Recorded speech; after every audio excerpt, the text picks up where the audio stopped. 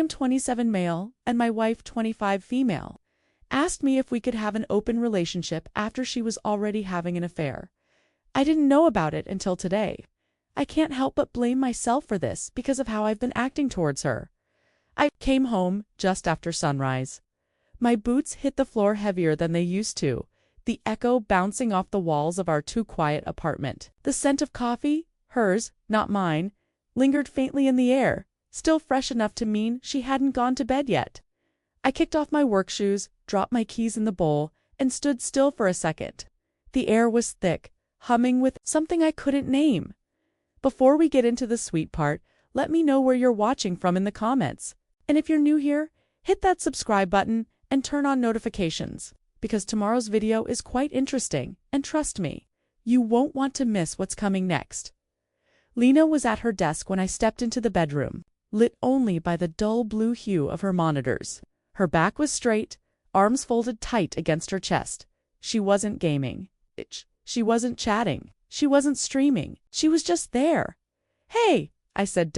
She startled slightly, not expecting me home so early, then gave me a thin smile that didn't quite make it to her eyes. "Hey," that was all. No kiss, no warmth, just hey. It had been like this for months now. We passed each other like sleepwalkers, exchanging polite words, soft nods, the occasional obligatory touch. We were still married on paper, still technically in the same bed. Oh, whatever had connected us once, whatever made us fall in love, had eroded into something like routine and regret. I walked over, gently placed a hand on her shoulder. She didn't flinch, but she didn't lean into it either. "You okay?" I asked. She nodded too quickly. "Just tired," she said. Drama in chat again. It was a familiar answer, the kind of thing she said when she didn't want to get into something. But there was a storm behind her eyes. I could see it brewing. "Lena," I said, letting my hand drop. "Talk to me." No. She exhaled slowly and spun her chair to face me fully for the first time in what felt like weeks. Her gaze met mine, sharp, tired, guarded. "Have you ever thought about opening our relationship?" The question hit like a blunt object to the ribs. I froze, blinked a few times, unsure if I'd heard her right. "What? I mean," she continued, folding her arms tighter, "have you ever considered non-monogamy, polyamory?" I stood there, unblinking, and tried to process. I felt like I had just walked in mid-conversation with someone else's wife. "No, I haven't," I said finally. "Why? Are you bringing this up now?" She hesitated, looked down at her lap, then back up at me. Her expression softened, just barely. "Because I'm lonely, Ethan, really lonely. And we don't talk anymore. We don't touch. You don't even look at me the way you used to." Her voice cracked a little, and I hated how defensive I felt in response. "I've been working," I said too fast. "I've been holding us together, Lena. It's not like I've been out partying." "I know," she said quickly, waving a hand. "I'm not blaming you. I'm just telling you how I feel." The thing is, she was right. I had become a ghost in my own life. Since leaving the military, I'd stumbled through job after job, never quite landing. This one I had now, graveyard shift at a logistics hub, was the longest I'd lasted in a year. But even that came with exhaustion that clung to me like fog. Meanwhile, Lena had quit her job, something we agreed on, so she could pursue streaming full-time. And, to her credit, she was doing well. Her growth online was steady, and she had started building a real following. But that also meant she was living in a different world than me.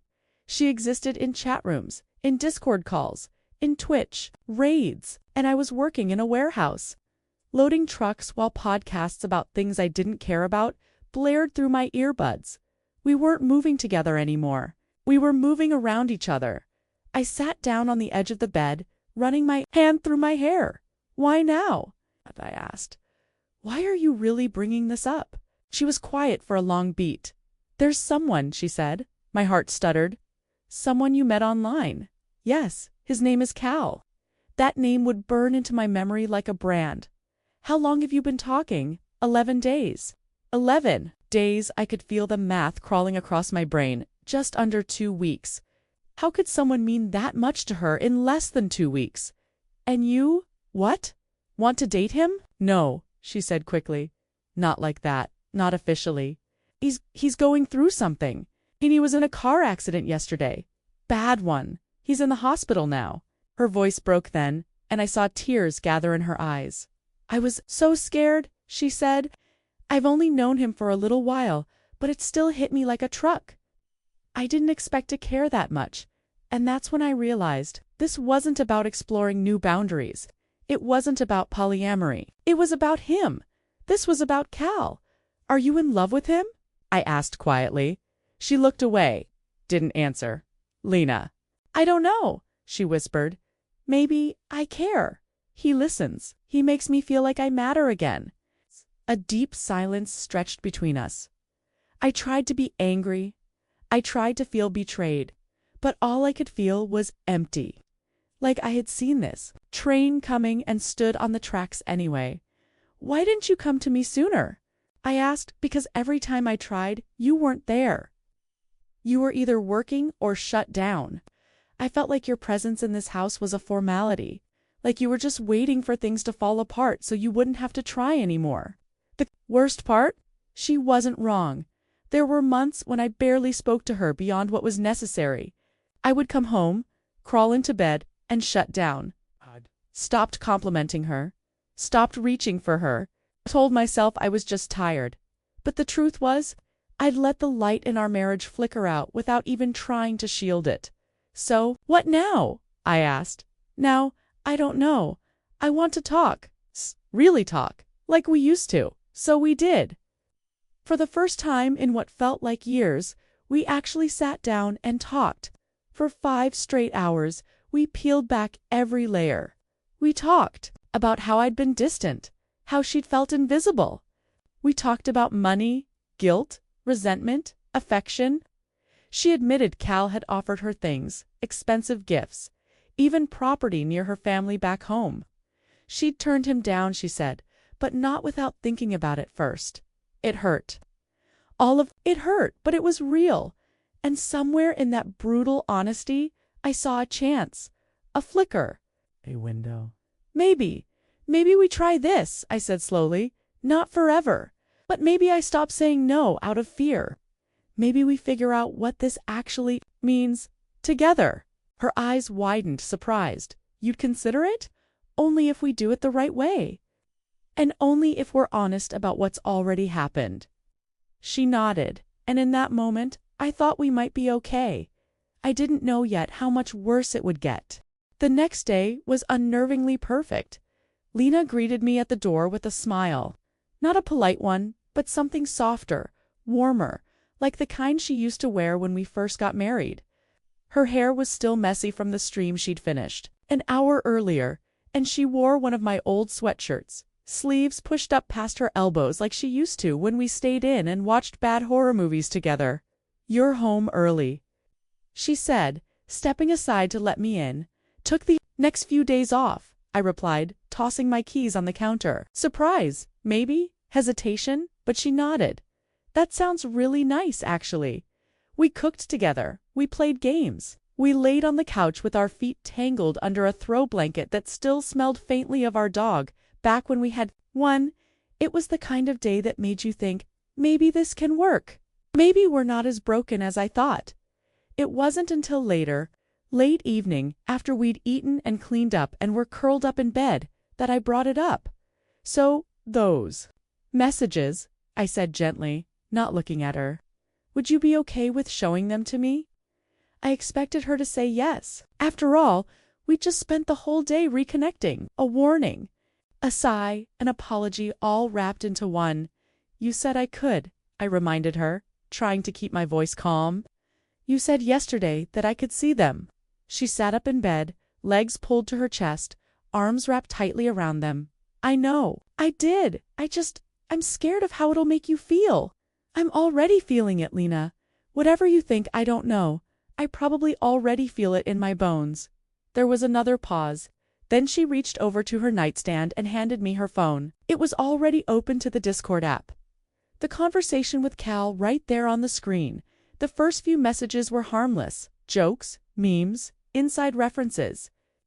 I didn't understand but could tell came from shared time in voice chat. Then the flirting started, light at first, compliments, emojis, subtle innuendos that if I'd seen them in isolation, I might have brushed off. But then came the late-night messages. The ones filled with heat and longing and deeply personal things she hadn't said to me in years. Wish you were here? My stomach turned. My vision blurred. I didn't realize I'd been holding my breath until I finally exhaled and felt like I was choking on it. Lena? I said the word barely audible. I didn't mean for it to happen like that, she said quickly. It just escalated. We started talking about life, and one night it turned into something else. I never planned to cheat, but you did. You don't get credit for technicalities, Lena. I handed her the phone back and stood up, needing distance. The room suddenly felt too small, like the walls were pressing in. You were already doing this before you asked about an open relationship. After the accident, it just hit me how much I cared. That's when I realized I had to be honest with you. By asking if you could have a relationship with him while you were married to me. She flinched like I'd hit her. I thought maybe if we could both explore, safely, it might bring us closer. It was panic thinking, desperation, maybe even a little fantasy. But in her mind, it was a solution, one that avoided the real problem between us. You should have told me the truth, I said. I was afraid you'd leave. Sleep that night. Just the rhythm of my boots hitting pavement, hoping movement would help untangle the mess inside me.